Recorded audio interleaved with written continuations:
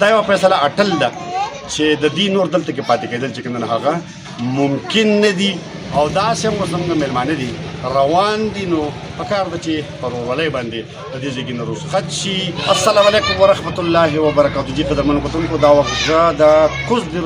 چکدره افغان مهاجر کیمپ کې ولاړ یم. د چرته نه جزا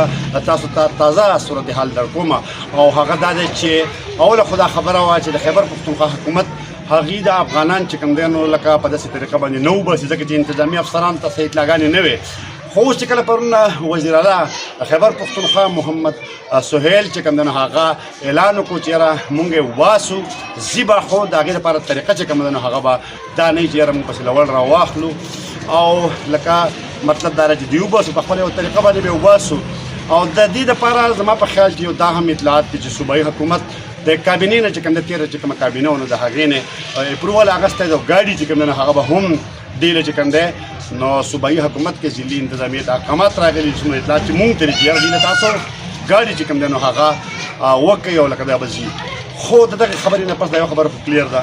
چې لکه دې ته دا اطلاعات چې ځي به. او د دغې نه علاوه یو بله خبره هم وه چې لکه د دې کوم سیمونو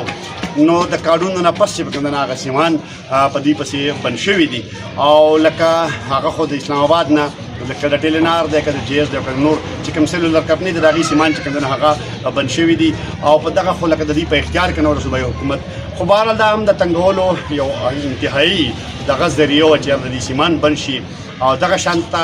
دې مطلب دا چې په دې مجبور شي چې یاره دی خپل کډیوالي او زی. خو د دغه سیمانو په حواله باندې ما چې دلته څومره تپوسونه وکړه نو وایي چې که د چا په سیم باندې جیز یا مطلب دا چې ټیلینار ایزي پیسه اکاونټ نو د هغه پیسو به څه کېږي. خو دلته افغانانو ته د هغې په کارډونو باندې دغه اکاونټونه خو نه دي ورکړی شوي خو د بینک چې کوم اکاونټونه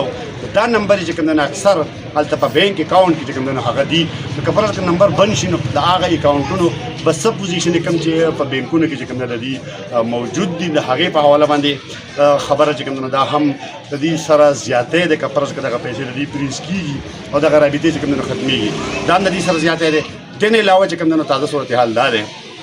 چې دلته سروې شروع شوې ده او چې کومې ځمکې دي د چا دي په هغې باندې مقامي چې کوم لوکل انتظامیه ده هغې سروې کوي او هغه پوینټ اوټ کوي. دغه شانته سرکاري چې کوم ایسیډس دي د هغې سروې هم شروع شوې ده او اندازه داسې ده چې زموږ د افغان مهاجرین وروڼه چې کوم دلته کې د تېر 15 یا 16 کالونو موجود وو. دا یوه فیصله اټل ده چې د دې نور دلته کې پاتې کېدل چې کوم هغه ممکن نه دي. خو د سیمانو بندولو دپاره دا یو ځل بیا زه وایم چې پکار دا وه چې دې ته یو ډیډلاین ورکړی شوی وی چې که فرض که تاسو سره څه په دې سیمانو باندې یي نو لکه مطلب دا دی چې هغه تاسو وباسئ یا لکه مطلب چې خپل معاملات کلیر کړئ د هغې نه پس بندول پکار وو. سډنلی بند شوي دي دغه یو زیاتی دی او داسې هم زموږ مېلمانه دي روان دي نو پکار ده چې پر ورولۍ باندې د دې ځای نه رخصت شي. ما له اجازه راکړئ د الله په امان.